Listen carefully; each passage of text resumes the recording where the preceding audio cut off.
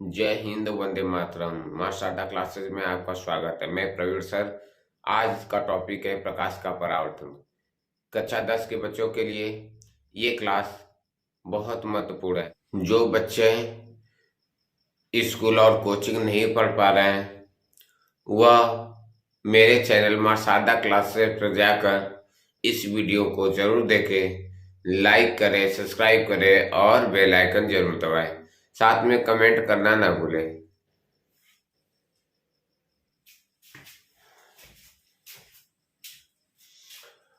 आज का टॉपिक है प्रकाश। ठीक है, प्रकाश का परावर्तन है। आज का टॉपिक है प्रकाश का परावर्तन। में पहले हम जानते हैं कि प्रकाश होता है क्या। कहते हैं जिसकी सहायता से किसी वस्तु को देखने में सहायता प्रदान होती है। जैसे यहाँ पर लिखा हुआ है प्रकाश का परावर्तन। इसको देखकर हम पढ़ पाते हैं ये किसकी सहायता से? प्रकाश की सहायता से। अगर आप हमको देख पाते हैं या हम आपको देख पाते हैं तो ये किसकी सहायता से? प्रकाश की सहायता से। प्रकाश के बिना हम कोई चीज को देख नहीं पाते हैं। प्रकाश के बिना किसी चीज को देख पाना संभव नहीं है। ठीक है, इसी को कहते हैं प्रकाश। ठीक है, जिसकी सहायता से हम किसी भी वस्तु को देखने में सक्षम होते हैं उसे हम प्रकाश कहते हैं। समझ में आई बात? अब प्रकाश की स्थितियां क्या होती है? ये दो प्रकार की होती है। जैसे एक दीप्त होता है और दूसरा अदीप्त होता है। तो दीप्त में देखिए क्या होता है। दीप्त का मतलब होता है कि जिसमें स्वयं का प्रकाश होता है। जिसमें स्वयं का प्रकाश होता है, का प्रकाश होता है। ठीक है, जिसमें स्वयं का प्रकाश होता है वह क्या कहलाता है? दीप्त कहलाता है। जैसे एग्जाम्पल के तौर पर आपके एग्जाम्पल के तौर पर क्या हो गया? एग्जाम्पल में सूर्य हो गया, मोमबत्ती हो गई,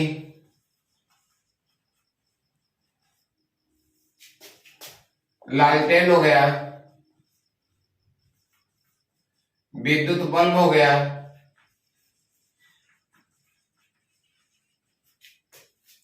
आदि इत्यादि कर दीजिए। ठीक है, तो ये सब जो है उपकरण, ये सभी में स्वयं का प्रकाश होता है। ये किसी इनको प्रकाशित करने के लिए किसी और के प्रकाश की आवश्यकता नहीं होती है, इसलिए इनको दीप्त कहते हैं। अदीप्त,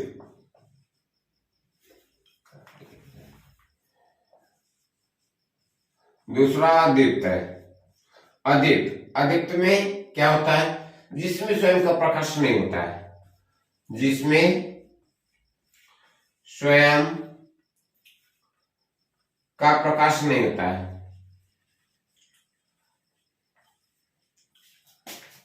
नहीं होता है उसे अदीप्त कहते हैं।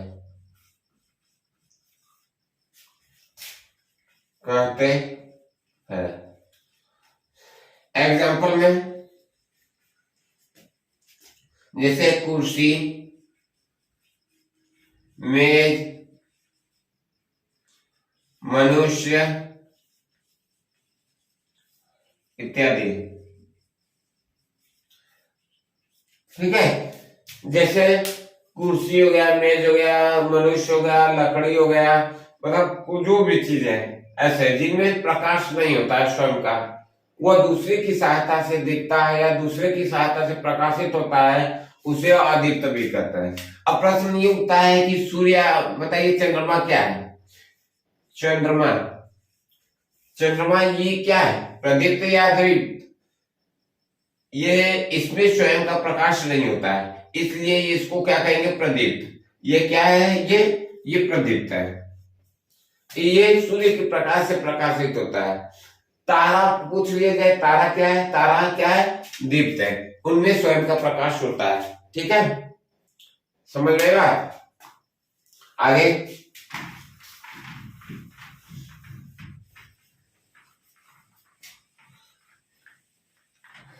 प्रकाशिक माध्यम, अगला पॉइंट है प्रकाशिक माध्यम। प्रकाशित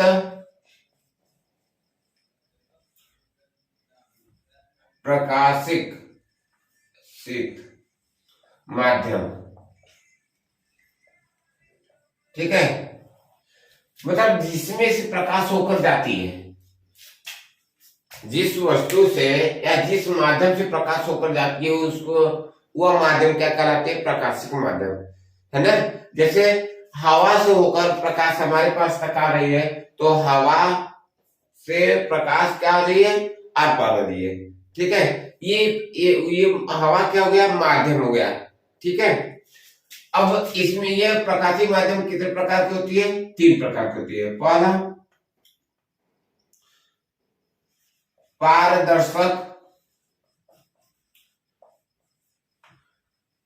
दूसरा होता है पारभाषक,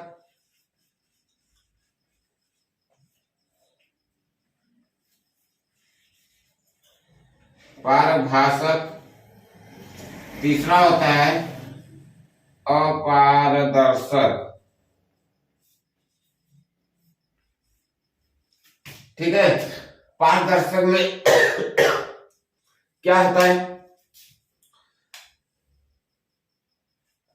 जिसमें से किरण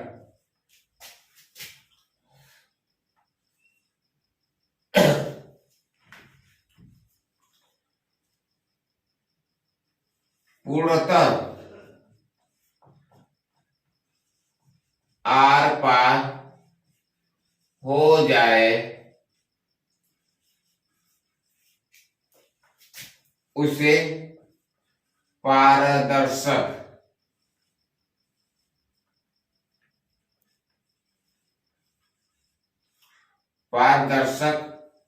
कहते हैं। ठीक है, एग्जाम्पल के तौर पर जैसे आप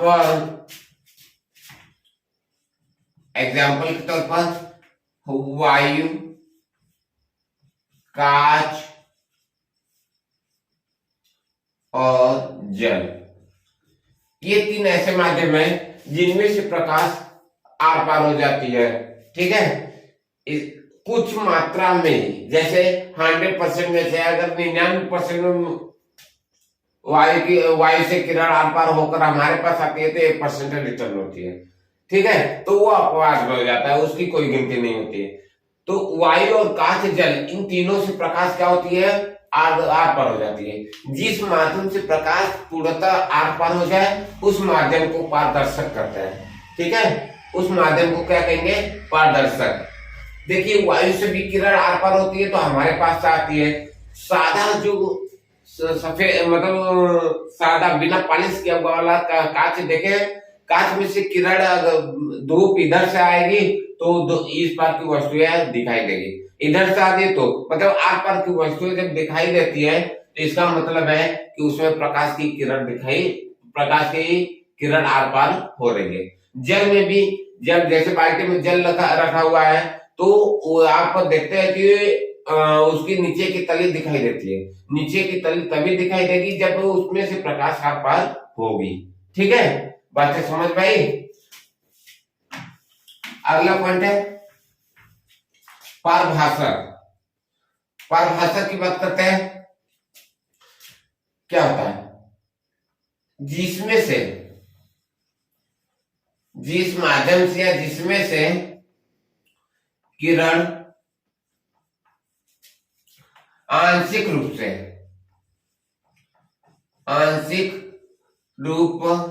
से आर पार हो उसे पारभाषक कहते हैं। ठीक है, उसे क्या कहते हैं? पारभाषक कहते हैं।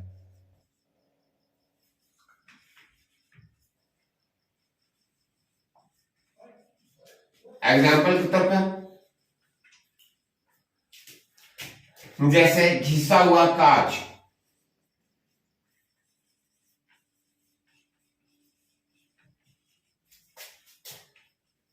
और गंदला जल या तेल लगा कागज। ठीक है, मतलब जिसमें जो इसमें से किरण का आधा आर पार हो, आधा वापस हो जाए। ठीक है, तो उसमें उसको हम क्या कहते हैं? पारभाषक कहते हैं। क्या कहते हैं? पारभाषक। जैसे आसानी ये देखिए, तेल लगा हुआ कागज, जब कागज में तेल लगा होता है तो आप धूप के सामने करिए तो उसकी आधा छाया बनती है, आधा नहीं छाया बनती है। जब आधा छाया नहीं बनेगी और आधा छाया बन रही है, तो जहां पर छाया बन रही है वहां से मतलब कि किरण वापस हो रही है, और जहां पर छाया नहीं बन रही है वहां पर किरण आर पार हो रही है। तो इसी ये पता चलता है कि इसमें कुछ भाग में किरण आर पार होती है, कुछ भाग में किरण का आर पार नहीं होती है। इसी को हम कहते हैं पारभाषक। उसी प्रकार घिसा हुआ कांच, जैसे जो व्हाइट वाला कांच होता है और इस पार से उस पार की वस्तुएं दिखाई देती है, उस कांच को लेकर थोड़ा रगड़ दीजिए।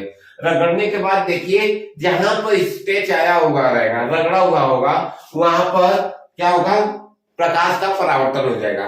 वहां पर छाया आपको नीचे दूसरी साइड छाया बनती हुई नजर आएगी, यानी दूसरी तरफ की वस्तुएं नहीं दिखेगी। और जहां पर स्केच नहीं आया होगा उस तरफ वहां से आपको आर पार की वस्तुएं दिखाई देगी। ठीक है, ये पारभाषक हो गई।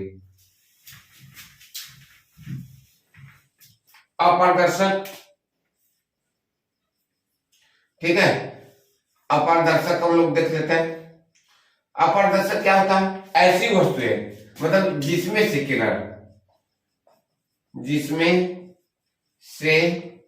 किरण आर पार न हो, उसे अपारदर्शक कहते हैं। ठीक है, जिसमें से किरण आर पार में हो उसे अपारदर्शक कहते हैं। जैसे क्या होगा? जैसे में देख लीजिए एग्जाम्पल, दीवार, ईंट, मनुष्य आदि। ठीक है, ऐसे बहुत से हैं जिसमें से किरण आर पार न हो, उसको अपारदर्शक कहते हैं। जैसे इसका और एक सरल भाषा है, जैसे जिस वस्तु का छाया बन जाए।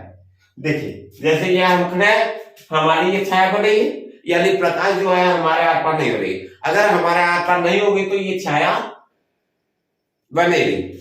ठीक है, अगर आर पार हो जाएगी या हमारे शरीर के आर पार वस्तु हो जाएगी, प्रकाश हो जाएगा, तो ये छाया नहीं बनेगी। जैसे ये देखिए, ये छाया बना ना, तो यहां से मतलब कि किरण इसमें से आर पार नहीं हो रही, इसलिए इसकी छाया बन रही है।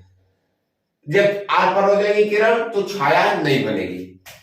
ठीक है, तो जिस भी वस्तु का छाया बन रहा है, इसका मतलब उसमें से किरण आर पार नहीं हो रही है।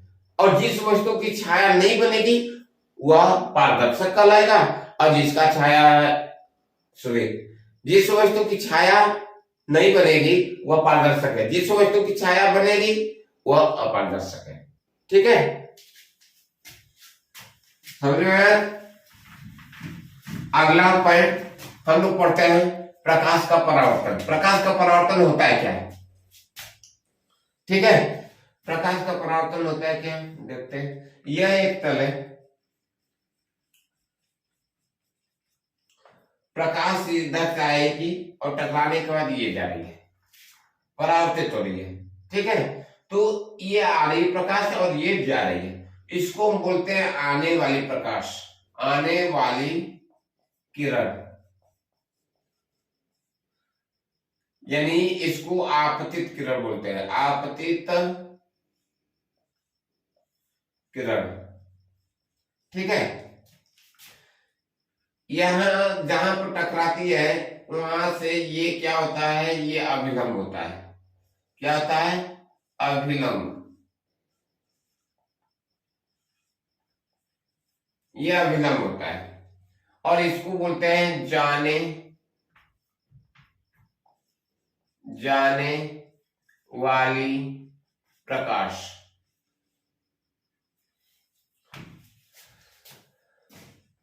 प्रकाश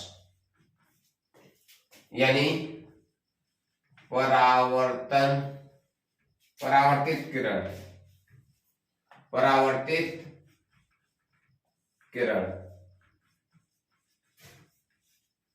ठीक है, इनके बीच बनने वाला कोण आई होता है, जिसको हम बोलते हैं आपतन कोण, आपतन कोण। और इनके बीच बनने वाला को जो कोण होता है ये आर होता है, इसको बोलते हैं हम परावर्तन कोण, परावर्तन कोण। ठीक है, अब देखिए क्या होता है, आने वाली किरण, ये किरण क्या रही, आ रही है, आने के बाद क्या हो रही है, किसी तल से टकरा रही है, यानी ये प्रथम माध्यम होता है, ये प्रथम है माध्यम। और ये वाला जो दर्पण के नीचे, कांच के नीचे, ये द्वितीय माध्यम हो गया है। ठीक है, द्वितीय माध्यम में प्रकाश तो आ नहीं रही है, इसलिए द्वितीय माध्यम की बात नहीं करेंगे। तो प्रथम माध्यम की बात करते हैं। प्रथम माध्यम में क्या होता है कि आने वाली प्रकाश की किरणें, आने वाली प्रकाश की किरण जब तल से टकराती है तो ये अपने ही मार्ग में वापस हो जाती है, यानी अपने ही माध्यम में ये वापस हो जाती है। तो और इससे क्या है, इसका परिभाषा बनता है कि आने वाली प्रकाश की किरण किसी तल से टकराने के बाद अपने ही माध्यम में वापस हो जाती है, उसे हम क्या कहते हैं, प्रकाश का परावर्तन। ठीक है, यानी ये किरण देख रहे हैं ना, ये किरण आ रही है, तल से टकरा रही है, ये पॉलिश किया हुआ तल है, जब इससे टकराकर वो अपने ही माध्यम में वापस हो जाती है तो ये परावर्तित हो रही है। जब परावर्तन मतलब अपने माध्यम में वापस होना, अगर अपने माध्यम में वापस हो रही है तो इसका मतलब है कि किरण क्या हो रही है, परावर्तित हो रही है। ठीक है, तो इसका परिभाषा तैयार हो गया कि आने वाले प्रकाश की किरणें जब तल से टकराती है, किसी तल से टकराने के बाद वो अपने माध्यम में वापस चली जाती है, इसे हम क्या कहते हैं, प्रकाश का परावर्तन। समझ में आई बात। अब प्रकाश के परावर्तन के दो नियम है, इसके कितने नियम है, दो नियम है। कौन कौन, पहला देख लीजिए, ये कौन सी किरण है, आपतित किरण यानी आने वाली किरण, और ये इसको बोलते हैं अभिलंब, और ये जाने वाली किरण। ठीक है, क्या पहला नियम है, आने वाली किरण और जाने वाली किरण, आने वाली किरण और जाने वाली किरण तथा अभिलंब तीनों एक ही तल पर स्थित है। क्या है, तीनों एक ही तल पर स्थित है। देखिए एक बार और परिभाषा, आने वाली किरण और जाने वाली किरण, इसका मतलब है आपतित किरण और परावर्तित किरण तथा अभिलंब तीनों एक ही तल पर स्थित है। ये इस प्रकाश के परावर्तन का पहला नियम है। ठीक है, यही प्रकाश के परावर्तन का पहला नियम है कि आपतित किरण, परावर्तित किरण और अभिलंब तीनों एक ही तल पर स्थित है। ठीक है, दूसरा नियम देखते हैं,